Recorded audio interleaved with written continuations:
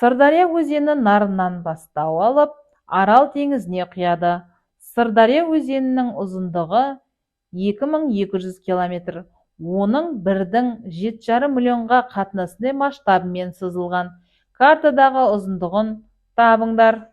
Ал енді 2,250,000-ды біз айналдырамыз сантиметрге. Онда 2,0 тіркейміз деген сөз. 225 миллион болады.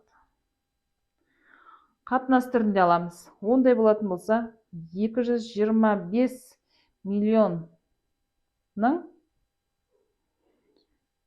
7,500,000-ге қатынасындай. Ал енді нөлдерін қысқарта саламыз. Мұнда 5 нөлін қысқартамыз, мұнан 5 нөлін қысқартамыз. Бізде қалды 2250-дің 75-ке қатынасындай.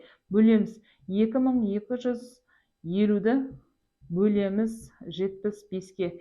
75-ке бөлетін болсақ, 3 рет бар дейік. 225-дің ішінде. Онда 5, 1 ойда, 3 жердегі 7-ің, 21 ойдағымен 22. 0.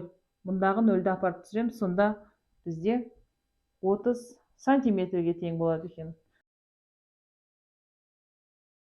Егер картадағы 2 дециметр жер бетіндегі 50 километрге сәйкес келсе, онда картаның масштабын табыңдар.